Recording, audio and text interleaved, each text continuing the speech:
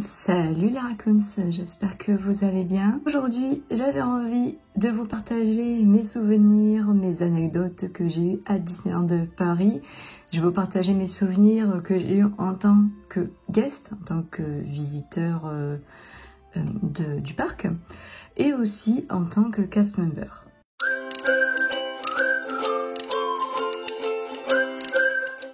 J'ai travaillé à l'attraction Ratatouille en tant qu'animatrice opératrice d'attraction. Pour ceux qui ne connaissent pas l'attraction, vous avez l'attraction Ratatouille, donc c'est un peu le land de Ratatouille. Vous avez l'attraction Ratatouille et juste à côté, vous avez le restaurant qui s'appelle le bistrot chez Rémi. Ce restaurant-là, on le voit dès qu'on sort de l'attraction, quand on finit l'attraction, on voit le restaurant, on voit les vitres, on voit le restaurant, c'est un peu comme Pirates des Caraïbes. On voit les gens manger, et voilà.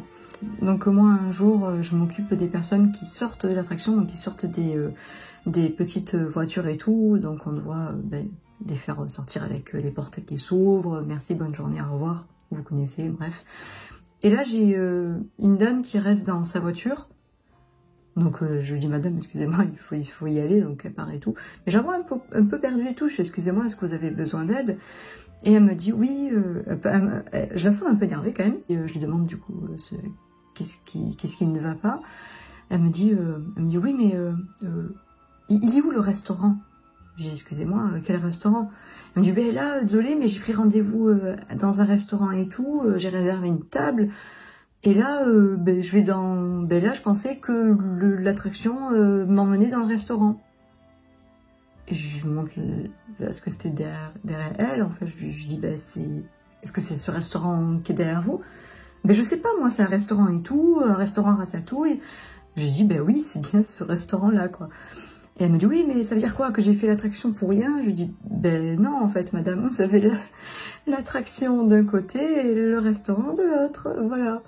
Bon, c'est un peu calmé et tout, je dis en fait voilà. Et elle me dit oui mais comment on fait pour rentrer et tout, parce que ça faisait une longue baie vitrée. Je dis ben tout simplement madame, vous ne pouvez pas rentrer dans l'attraction, dans le restaurant, vous devez sortir de l'attraction, et ensuite vous avez l'entrée du restaurant, tout simplement.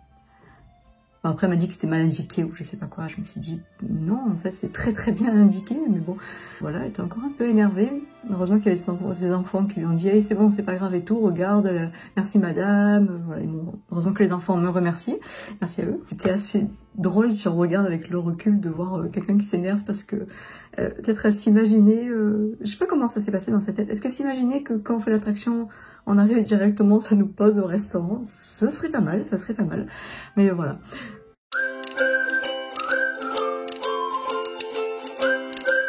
Nous sommes en 2019, la saison d'Halloween est arrivée. La parade de Halloween est là, bien entendu. Je l'ai vue, revue, revue et revue, bien entendu. Je suis avec une amie, on regarde la parade, c'est toujours un plaisir.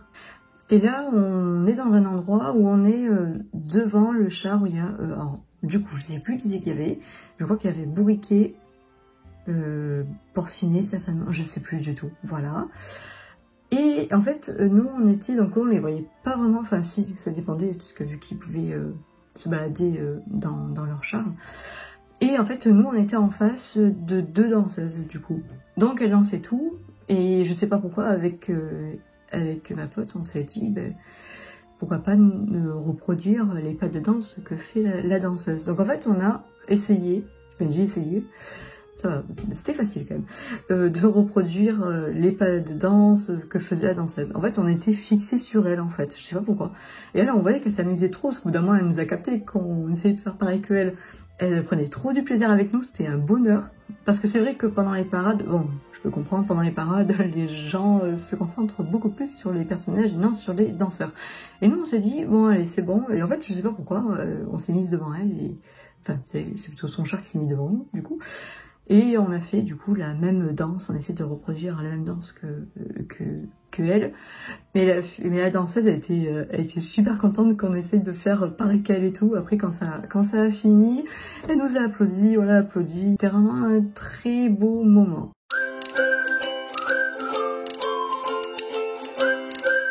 Je pense que 90% des gens qui vont à Disney, un des souvenirs marquants quand même, c'est la première fois qu'on arrive à Disney, notre première visite. Moi, ma première visite, c'était en septembre 2015, voilà.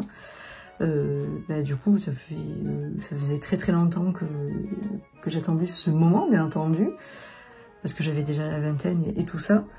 Et c'est devenu un rêve qui est devenu réalité, waouh, Disney. C'est simple, je passe tout simplement le tourniquet, c'est le ticket, le tourniquet, voilà, je passe le tourniquet et je m'effondre en larmes, tout simplement. Et donc on avance et tout, j'essaie de découvrir le parc avec émotion, bien entendu. Et là, du coup, je me souviens, je vois le château de la Belle au Bois dormant, je vois le château, je dis, ouais, il y avait même le château, il est trop beau. Enfin bref, n'importe quoi. Du coup, j'ai vraiment pleuré, bon, après je me suis calmée et tout, mais c'est vrai que premier coup, en fait, déjà j'étais dans l'émotion dès qu'on est arrivé à la gare avec le train. Quand on est arrivé écrit Disneyland, là, ça commençait à... Mais quand j'ai passé avec le ticket que j'ai vu avec la musique et tout, alors là, pourtant je suis pas quelqu'un qui pleure, on va dire tous les jours, ou voilà. Mais là quand même c'était Disney, c'était un rêve pour moi, donc forcément ça m'a fait quelque chose. L'attraction Crush Coaster, donc une attraction basée sur le Pixar Nemo, au parc Studio, pardon. C'est une attraction que j'adore faire. Je la fais très souvent. Ok, d'accord, il y a beaucoup de monde à chaque fois à cette attraction, mais j'adore la faire. En fait, quand je la fais, je suis de bonne humeur, mais vraiment. Quand je sors de cette attraction, je suis toujours de bonne humeur. Donc, on arrive où il y a Bruce le requin, donc dans l'attraction, notre petite carapace. Nous, la carapace, on est derrière, enfin comment dire. Oui, en fait, quand il y a le rail comme ça, nous on est là, et il y avait deux autres personnes qui étaient en haut, en fait. Donc une personne là, et nous, derrière, il y avait d'autres personnes, voilà. Donc on arrive à Bruce, nous on le voit de ce côté-là, du coup. On monte la pente, donc nous on monte en arrière comme ça, et évidemment, on est comme ça, quoi, vous voyez. Et là, de ce coup, ça s'arrête. Voilà, le truc assez angoissant. Parce que j'ai carrément failli faire une crise d'angoisse en fait, parce que vous êtes littéralement comme ça, vous êtes penché dans le vide, voilà, et vous attendez. Et là j'étais tellement mal, j'étais là, j'avais envie que ça, enfin, on peut s'attendre à tout, je me suis dit, ça se trouve, si les harnais, moi, je sais pas comment on appelle ça, si ça s'enlève, bon ça devrait pas s'enlever normalement avec la sécurité, mais si ça s'enlève, on est mort en fait, parce qu'on chute. On tombe. Ceux derrière, c'était bien parce qu'ils étaient comme ça. Donc, enfin, vous voyez, ils étaient un peu couchés, ça leur dérangeait pas trop. Mais nous, on avait un peu tout dans le vide, enfin, le corps dans le vide, quoi. Et l'attraction, du coup, a repris. Moi, j'étais vraiment pas bien. J'avais les larmes aux yeux et tout parce que ça m'a un peu angoissée. Et en fait, quand on l'a repris, en fait, elle s'est reprise. Enfin, normalement, on a la pente et du coup, ça lâche direct. Sauf que là, en fait, vu que ça fait une coupure, ça fait tout doucement. Donc, déjà, voilà, c'était pas top. Et en plus, j'étais pas du tout là, quoi. J'avais juste envie de sortir, quoi. Donc je suis sortie. Et j'ai recommencé, je crois, quelques heures plus tard, parce que j'avais envie de la faire. Quelques heures plus tard, ça allait beaucoup mieux. Mais sur le coup, j'étais pas très bien. Je suis de repos, et comme tous les jours de repos, je vais au parc. Voilà. Et je parle, donc je suis sous le château de la Belle au Bois dormant, pardon. Et je parle avec un cast member que je connais, aussi avec une personne avec moi, enfin bref, qu'on connaît. Donc on parle avec lui et tout.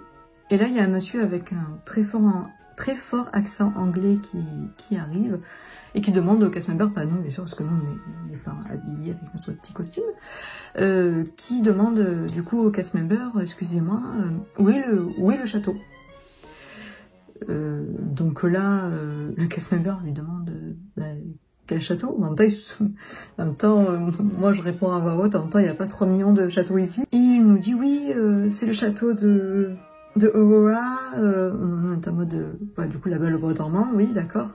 Il lui explique, il dit, vous êtes dans le château. Et le mec il pige pas, il dit je comprends pas. Mais là, il lui montre et tout, il dit là vous êtes dans le château. Le mec ça fait rien, il tilte pas en fait. Donc le cast member ressort avec lui jusqu'au pont qui mène du coup à Main Street. Donc il sort avec lui pour lui montrer la façade du château. Il lui montrait tout, enfin, mais la scène c'était n'importe quoi, il lui montre le château en mode... et après, et du coup le mec dit, ah merde, enfin, je pense qu'il a dit merci parce qu'il a fait un geste de la main et tout. Après le mec il est parti. On a eu une crise de fouet, on s'est dit c'est pas possible. À quel moment tu te demandes où est le château alors que t'es dedans? Après ça peut arriver. Je sais que moi la première fois j'étais un peu paumée, c'était quoi? Ah oui, c'était Phantom Manor je crois. Je voulais faire Phantom Manor, j'étais dans Phantom Manor et je crois que j'ai confondu Phantom Manor avec... Ah je crois la Tour de la Terreur, non je sais plus, j'étais là, j'avais dit un peu, j'avais dit c'est vrai qu'on fasse Phantom Manor, elle m'avait dit bah t'es dedans en fait, oui, j'étais dans la queue en fait. J'avais... Mais ça je veux bien, enfin en une fraction de seconde je me suis dit qu'est-ce que tu racontes? Mais là le monsieur il insistait un peu, du coup c'était assez drôle.